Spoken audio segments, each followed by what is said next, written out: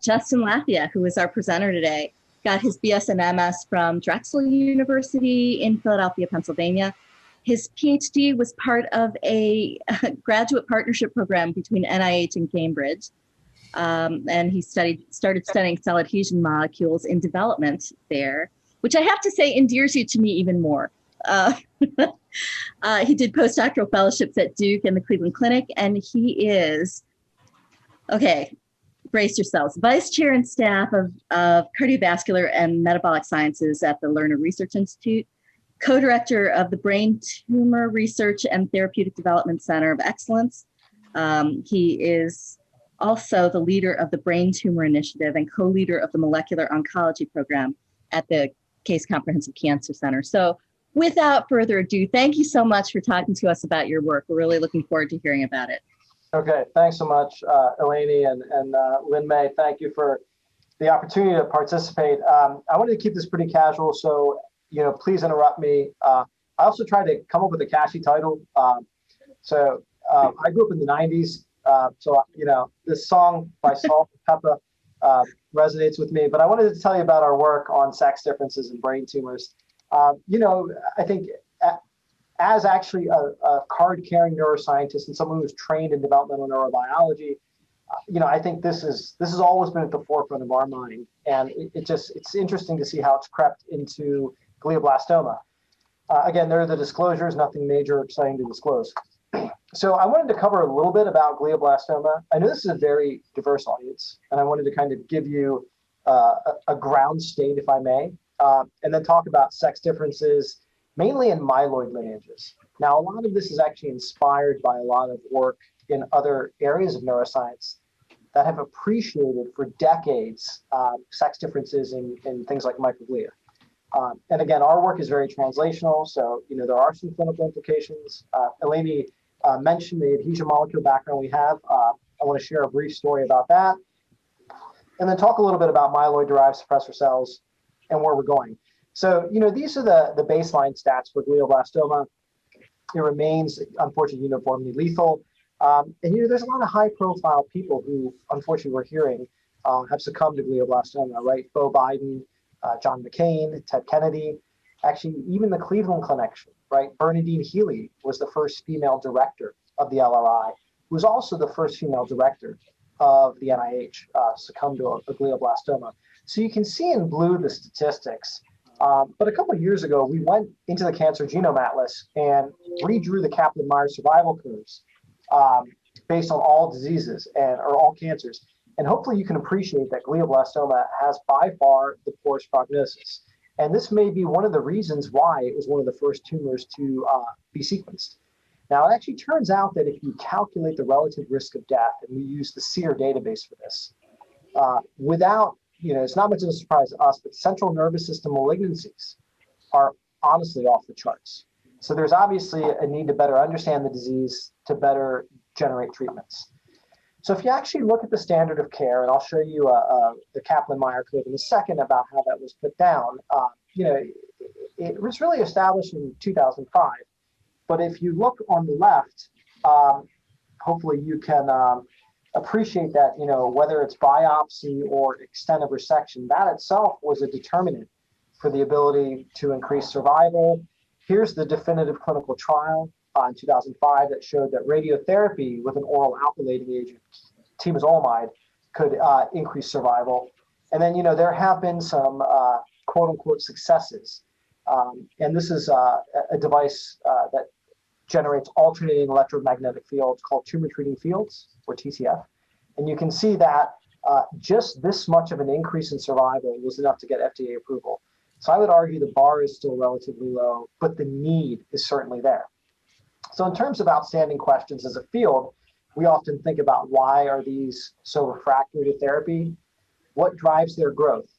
And I think what remains to puzzle us is how do they arise?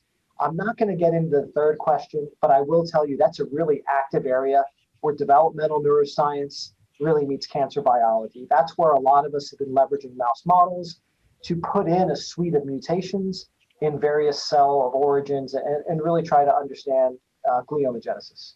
And we're doing a little bit of that right now with astrocytes.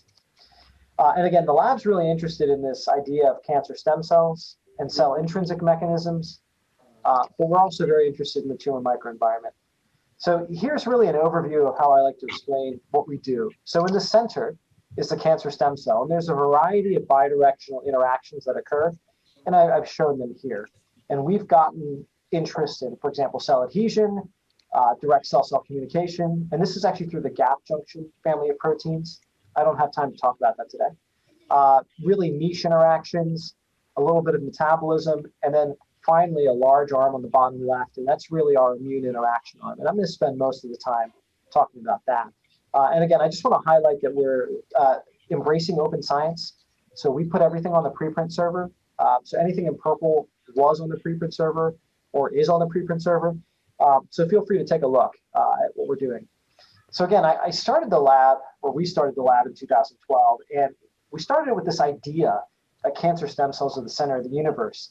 And it's a poor analogy, but I really feel like we're at the tip of the iceberg. So, I think as we dive deeper, we realize there's a lot more things involved, and the cancer stem cell program is part of it. So again, here are just some examples of some recent work that we've been doing in these areas. But, I really want to frame today's talk around this idea of, do these tumors impact males and females equally? This is actually part of an active program project that until last week was co-directed by Jill Barnholt-Sloan, who is now at the NCI, as well as myself, and is actually a national consortium, which involves sites in Phoenix, at WashU, and at Penn State. So, one of the things that struck us, if you look epidemiologically, you can see two incidence curves, whether it's all gliomas or grade 4 glioblastoma. And there's really two groups. There's a red group and a blue group. So during election season, I would always make a joke, is this one political party or another? It's not. It's actually not mutations. So it has nothing to do with things like P53 or P10. Is it environmental factors? Is it cell phone usage? The answer is no. It's actually biological sex. So again, males get glioblastoma and gliomas in general more frequently than females. So it's about 1.6 to 1. And what Jill Barnholt-Sloan did a couple of years ago is actually normalized through her Ohio brain tumor study, all relevant clinical variables. And hopefully you can appreciate that there is actually a difference in survival. So not only do males get glioblastoma more frequently, so that's the group in blue, but they also have a poorer prognosis. So there's already an epidemiological sex difference. So it turns out, as you may appreciate, sex as a biological variable is heavily emphasized by the NIH. So I pulled the original notice, that was in 2015. And again, if you're interested, the policy's right here. So, I think there's an opportunity for us to be thinking about all our molecular mechanisms and cellular mechanisms in a sex-specific way. And hopefully throughout the talk, you can sort of see how we've used this to frame glioblastoma.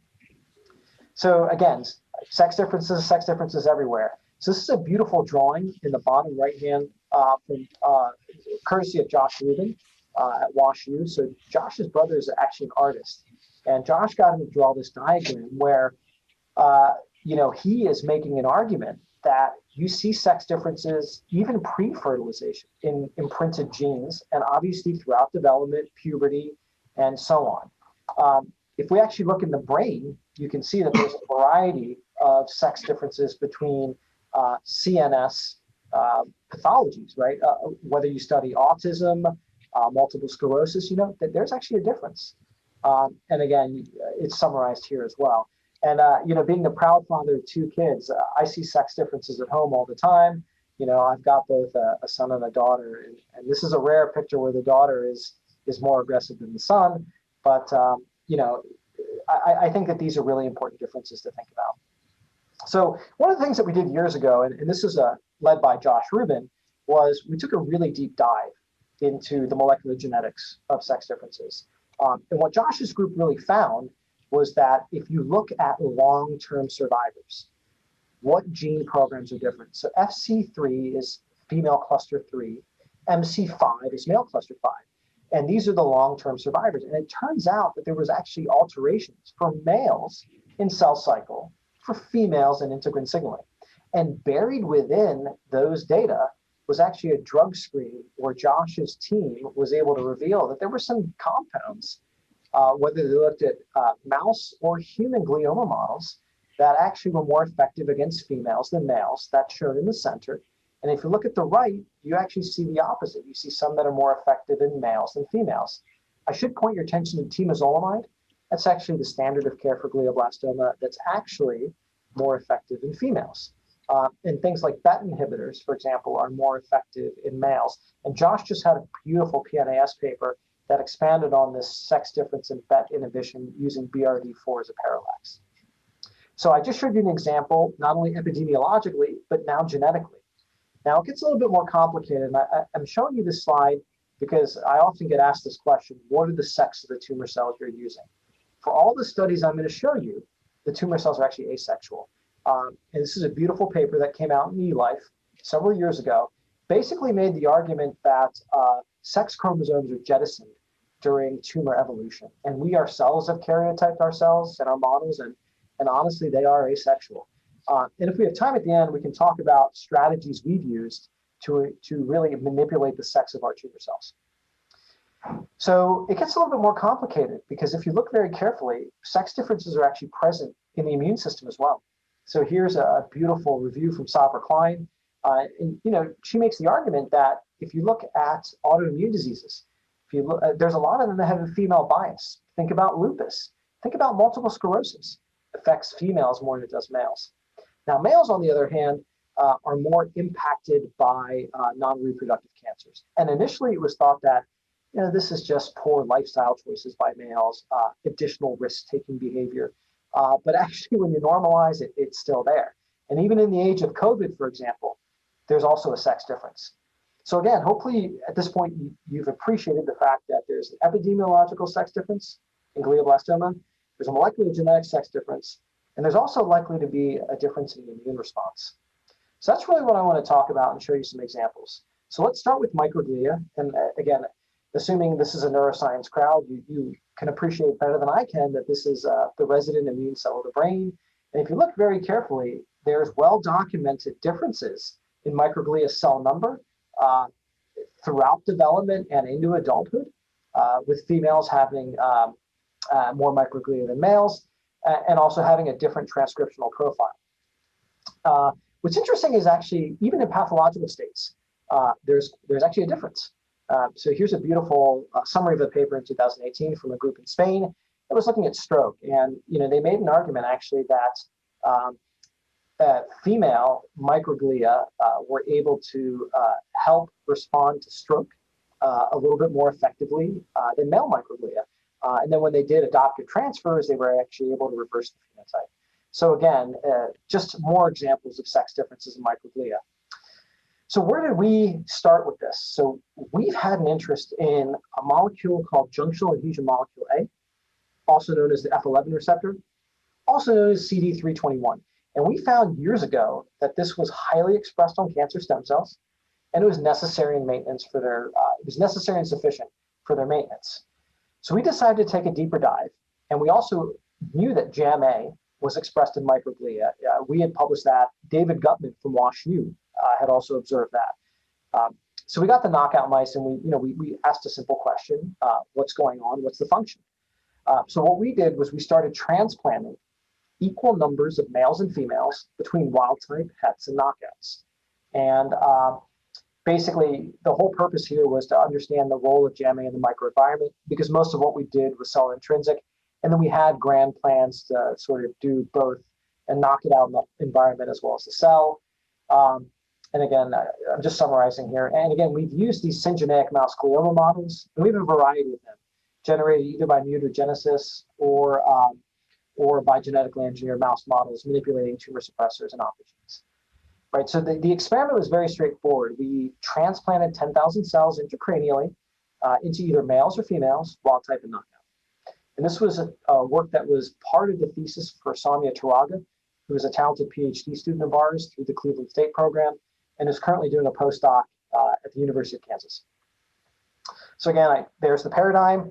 So, what was really interesting for us is when we did this carefully, the sex difference we saw in humans was maintained in our mouse models. So you can see that there's a difference there. However, when we started transplanting into JAMA knockout mice, we actually saw a switching event.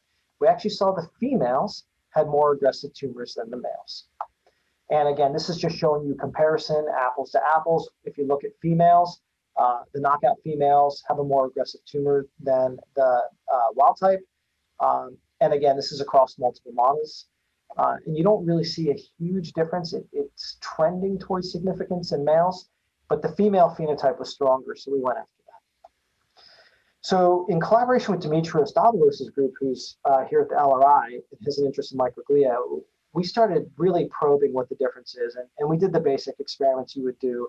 We looked at morphology, we looked at numbers, and by and large, there were more activated microglia in the JAMA knockout tumor microenvironment.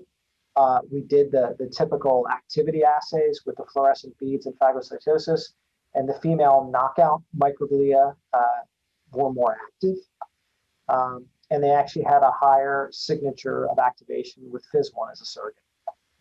So we wanted to know what was going on with the tumor cells, right? So the microglia themselves are more active. Is this influencing the tumor cells in any way? So we created neonatal microglia cultures and co-cultured them with our mouse glioma cells. And hopefully you can appreciate in the knockout female situation, you saw a hyperproliferation in the tumor cells. You didn't really see that across other genotypes, but it was contact dependent.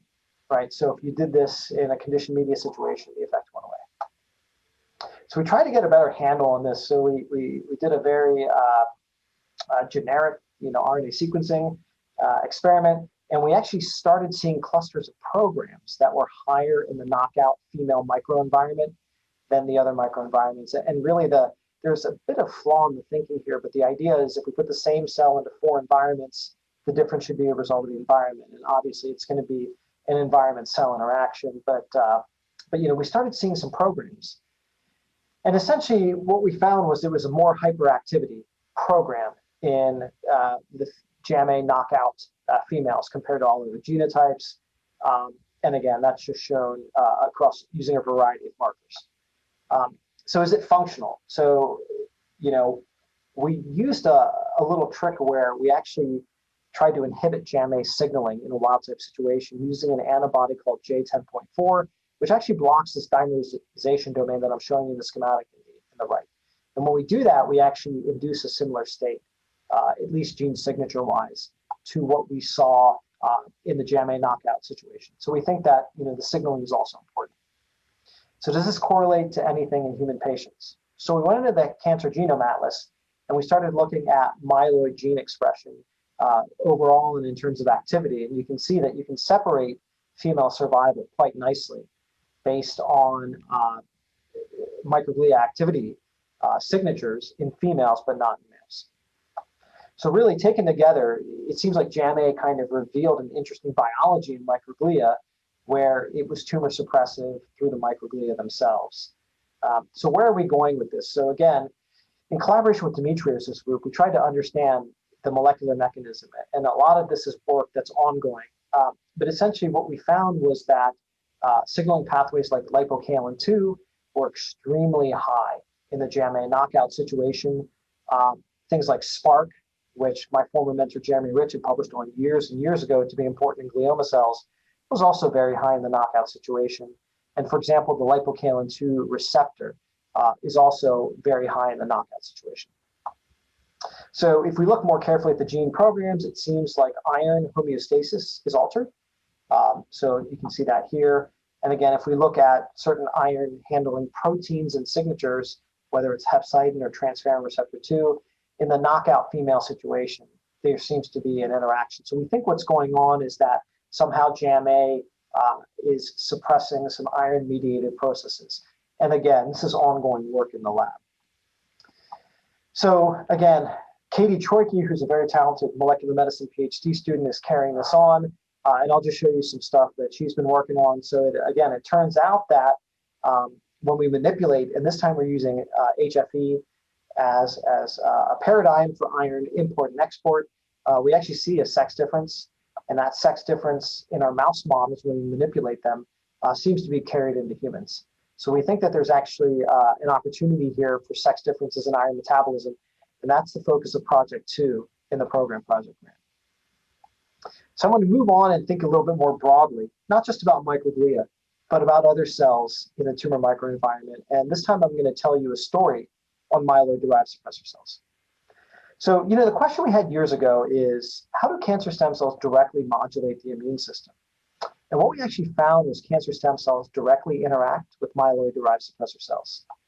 So what are these cells? So they're a lineage of cells that are immature that become activated in pathological conditions. So this can actually be cancer, wound healing. It's been described, for example, in obesity as well as in pregnancy. So they get activated and then they can subdivide into a monocytic, which you're seeing in the top, and a granulocytic subset, which you're seeing in the bottom. Now, interestingly, the monocytic subset can sub-differentiate into macrophages or dendritic cells.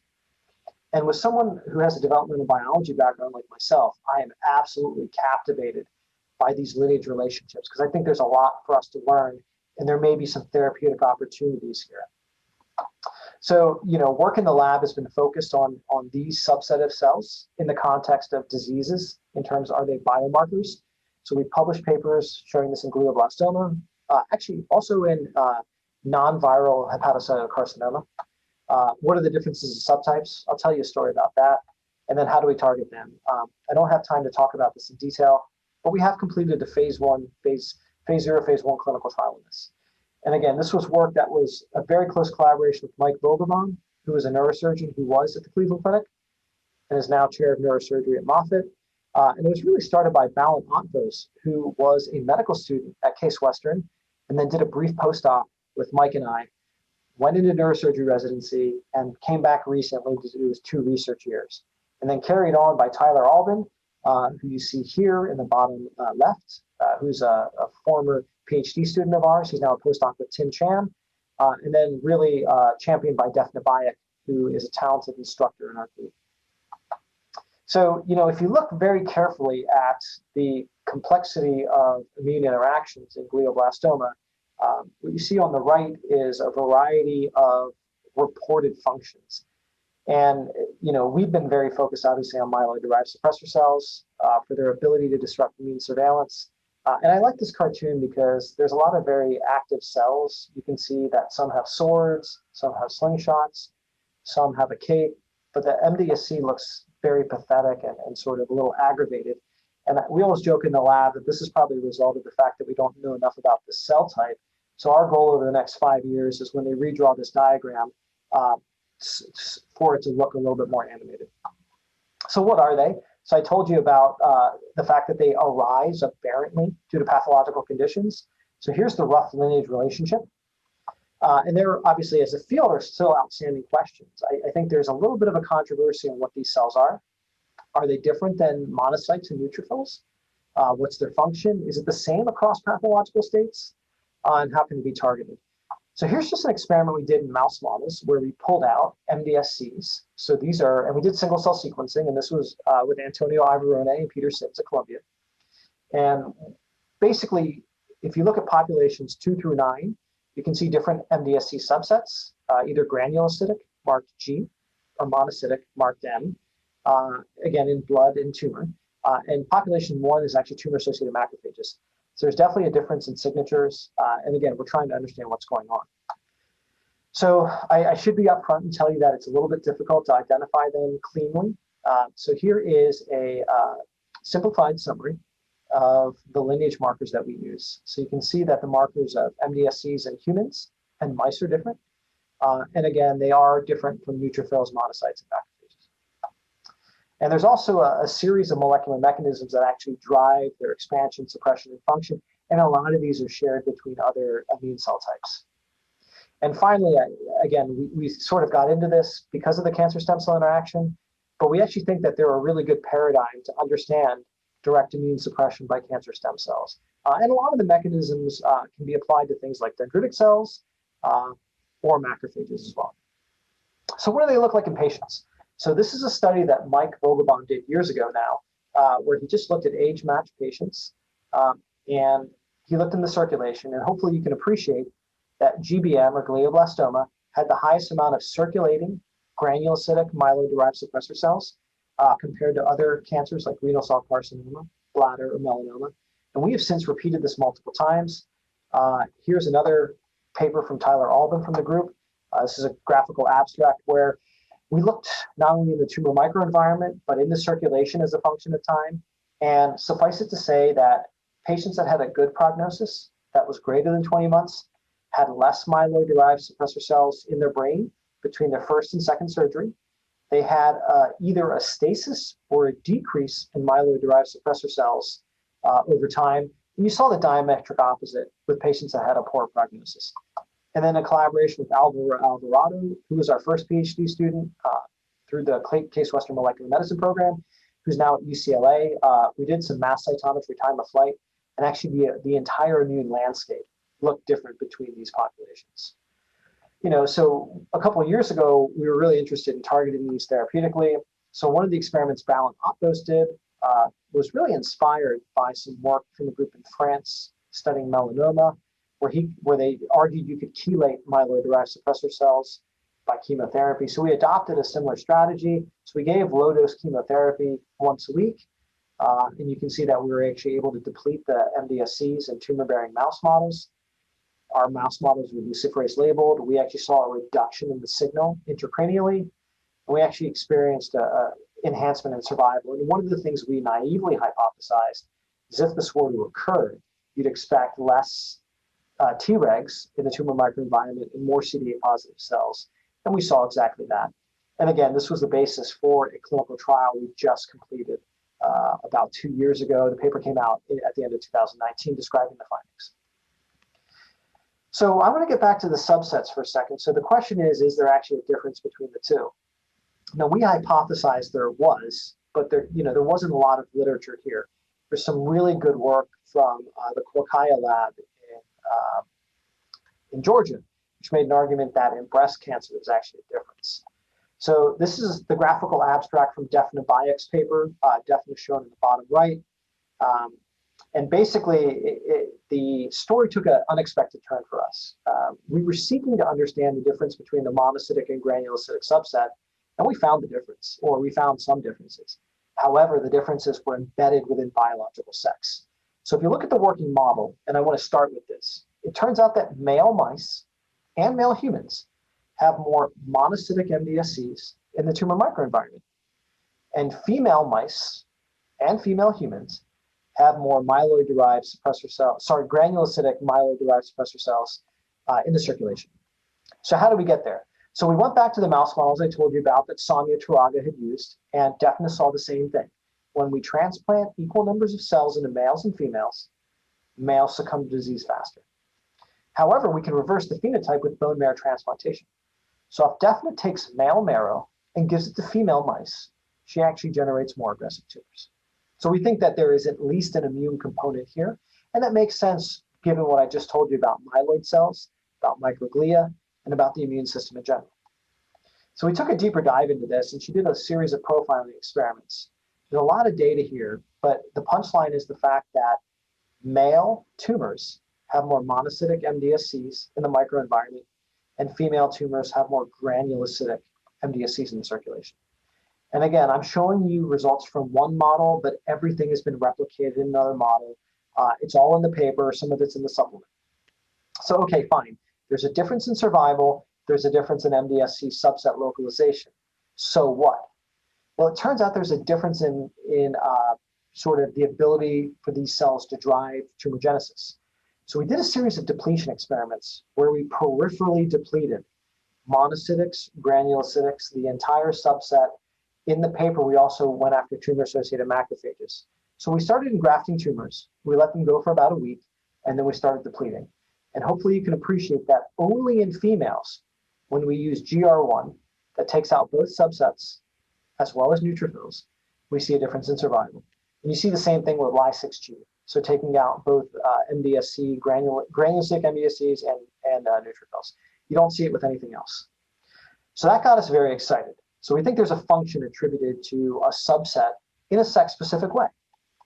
So we went back and we tried to understand this at the molecular level. Now there's a challenge here because a lot of the work we'd been doing previously was predicated on getting these cells out of tumor-bearing humans or tumor-bearing mice. So we went ahead, and Tyler Albin, as part of his thesis, developed a co-culture system, which DEFNA then leveraged.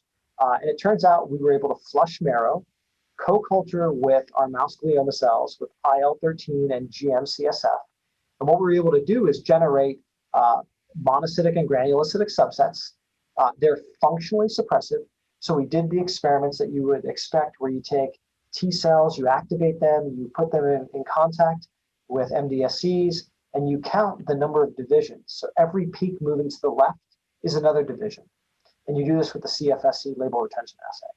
And again, that's summarized here, right? So T cells have very little proliferation. When you activate them with CD3, CD28 beads, they proliferate like mad. And when you go ahead and you add different populations, whether it's granulocytic or monocytic, you can actually decrease proliferation. And there is a little bit of a sex difference already here. So we have an in vitro system. So we got very excited. We said, let's do RNA sequencing, because this will tell us what's going on. And moreover, it's been my dream and DEFNA's nightmare to make reporter mice, right? Because if we know the key transcription factors or the key genes, we can use the elegance of mouse genetics to model this. Well, it turns out we saw differences, and we're still making the mice, although we're having trouble. So that's another topic for another time. But what really stood out to us was very interesting. If you actually look at the gene pathways that are different between males and females, monocytics and granulocytics, it turns out that the monocytics, which again are higher in the male microenvironment, actually have a lot of genes that have nothing to do with the immune response. If you look, cell cycle, cell division, nuclear division. Granulocytics, on the other hand, a lot of these are what you would expect to see in a myeloid-derived suppressor cell. So, it turns out, we saw some differences. And at this point, I always joke, we ran out of real intelligence and we had to turn to artificial intelligence. So we connected with Fei-Shuang Cheng, who is about 3 floors above us in the Genomic Medicine Institute, and we leveraged his network medicine algorithm. So Fei-Shuang has the ability to predict what drugs could be applied to give you a certain a certain signature. So we leveraged that, and what Fei-Shuang came back with was he said, look, you want to kill monocytic MDSCs, you should use things like fludarabine, fluorouracil, and capecitabine. And we got immediately excited by this result because we had just completed a clinical trial with capecitabine, and all our preclinical work was in using fluorouracil.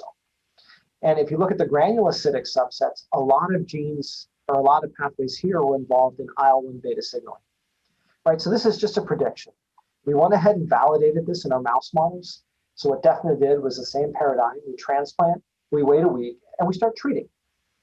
We could only see a survival signal using fludarabine, which again is predicted to go after monocytic MDSCs in males. If you look at females, you only see survival differences if you go after IL-1 beta. And again, this is just more validation that the mechanism of action is what we predicted.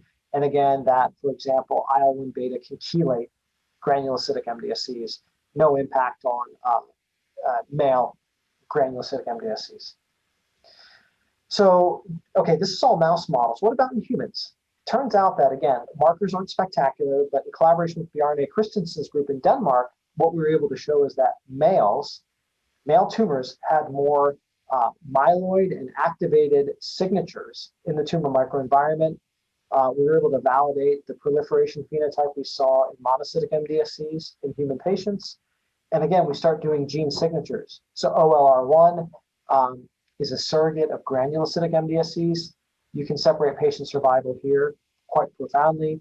Can't do the same thing in males. And IL-1 beta, you see the same thing. So that's really the summary here. So again, we saw this across multiple databases. So really the conclusions are that, in our quest to understand differences in myeloid-derived suppressor cell subsets, what we really ran into was this idea that there's also a sex difference. I will tell you, it is not overtly driven by sex hormones. The reason why I tell you that is we've done all the experiments I showed you previously with castration and ovarectomy, and they don't alter the phenotype. So we were hoping that we were able to rescue some of these phenotypes with sex hormone manipulation through these approaches, but we weren't able to. Can I just say, Justin, that's kind of, that's not the, when I think about the endocrine system in the brain and whether you're male or whether you're female, and that's just a very surprising thing. It is. It is. And we've got some unpublished data. Well, I guess in these phenotypes, right? So we do have some unpublished data that it turns out that when you overectomize mice, you don't change the trajectory of the disease. When you castrate mice, you actually accelerate the trajectory of the disease. We're trying to understand why right now. So Ju-Yoon Lee, who's a talented postdoc with our group, is aggressively going after this question based on what we're finding. So hopefully we'll be able to fill in the pieces a little bit better in the next couple months. But we know there's a survival difference, and we have a very clear difference in immune infiltration. So we're right now trying to put the puzzle together a little bit there. So in terms of what we're doing now, so we've got a collaboration with Novartis, where we're basically trying to manipulate IL-1 beta with canakinumab, and that clinical trial should be opening in Miami. That's being led by Dr. Alawalia, who was here and is now at the Miami Cancer Institute later this year. We're obviously very interested in immunotherapy response between males and females. I didn't have time to tell you that, but we're doing some work in clinical trials. We're very interested in lineage relationships, so I'll tell you a little bit about that in a second. And then obviously expanding the sex differences to other immune populations. Ju-Yoon Lee also has some really intriguing data that there's a sex difference in some T-cell subsets. And then finally, being in the department I'm in with the Microbiome Center being here, we have some really intriguing differences in, for example, the trajectory of the disease in a germ-free mouse. Or there are different microbes that are male or female specific. So I just want to end with some unpublished data. So Eleni, now would be a good time to stop recording. Okay, I'm going to pause. We haven't gotten a recent one since the pandemic. And we've been really lucky to have a great group of people through the lab in a variety of training mechanisms. And again, really want to thank the collaborations, both internally within the LRI and within Cleveland, throughout the US and the world. The people I'm highlighting in purple played a huge role in these. And then obviously the funding, which really started from a series of pilot grants, and we were able to leverage into a program project grant. So I wanted to thank you all for the opportunity to talk to you over this lunchtime. And I'm happy to stop there and take any questions you guys have. Okay, I'm going to start because I often start. But I want to know, I'm looking at this amazing group of collaborators, and, as fantastic as it is to have so many good people to work with, it's also really complicated. How do you keep these collaborations alive? How do you keep them going in the direction that you need them to go in? This is not easy. Yeah, it's definitely not. It's I don't know. I think it's just a matter of trying to be as open and honest as possible, communicate very frequently. We spend a lot of time in meetings. We spend a lot of time sharing data. But I think we've got a great group of people who are really aligned around a central mission, at least here, and that's really to understand why male and female tumors are different, and can we work together to create sex-specific solutions. Sure. Okay, Mike Lehman has a question, I think. Thank you, Eleni. Great talk, Justin. I'm a neuroscientist, not a cancer biologist, so I'll ask you a question from the perspective of somebody who studies sex differences in neuroendocrine function in the brain. And the question really is, without seeing any changes in effects of circulating sex hormones, so activational effects are not there, is there any evidence for prenatal programming effects of steroids? Because when you mention the GABA system, for example, we know that the presence of sex steroids during early development in humans and animals can affect what the adult GABA system is capable of, and in fact be part of the prenatal origins of some adult neurological diseases. So any information about that, either in animal models or in humans? No, I'm glad you brought it up, Mike. And I feel like you and I should connect about this separately, because we need to figure out how to get at this. I mean, if you had animal models of this, we would be dying to transplant into those to really get at that question. It's something that, we're aware of biologically, but we have no way technically of getting at right now, just because I don't think we think about this as much as we should. We're happy to help there, Justin. Just shoot me an email. Okay. Okay, we have a couple other raised hands, and I'm just gonna ask Trisha to go ahead and speak. Yeah, you mentioned before that you were looking at circulating hormone levels. I was wondering if you looked at the distribution of things like aromatase in the brain and other things like that, because I know the brain can make a certain amount of sex steroids de novo in the brain, completely regardless of ovaries or testes. Yeah, we haven't looked at that. One of our colleagues in Cincinnati, Pankaj Desai, is actually very interested in using aromatase inhibitors as an anti-glioblastoma therapy. But he actually is just starting to do those experiments in males and females. All of his initial work was in females. Yeah, I have no idea. Okay, so you wouldn't know if there's like aromatase is also distributed differently in male and female brains, so I'm guessing you haven't looked at that either. No, okay. Not in depth. Well, thank you. Sure. Hey, Justin, I have a question. So does it matter, you did the tumor cell transplant. Does it matter that, the tumor comes from a male mouse or a female mouse? So what was the original line of this tumor? They were both. So there were some models that came from males and some models that came from females. But when we karyotyped them, they basically all had one X chromosome.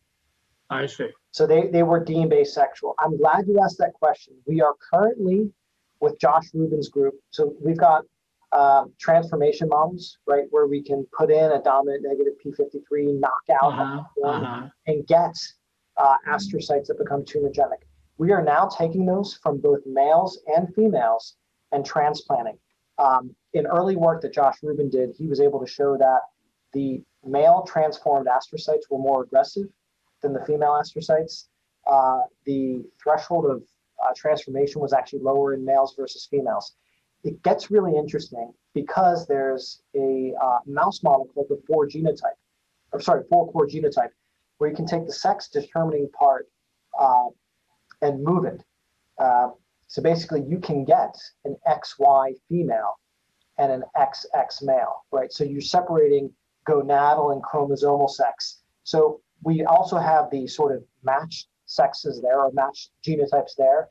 We're doing those in vivo experiments right now in collaboration with Josh's group to finish up a characterization paper, because we're really interested to know, is it gonadal or chromosomal sex? We think it's going to be gonadal just by early RNA sequencing studies, right? Because if you look at the 4-core, an XX male and an XY male genetically look kind of the same. Okay. Thank you. That was a great talk. Oh, thanks.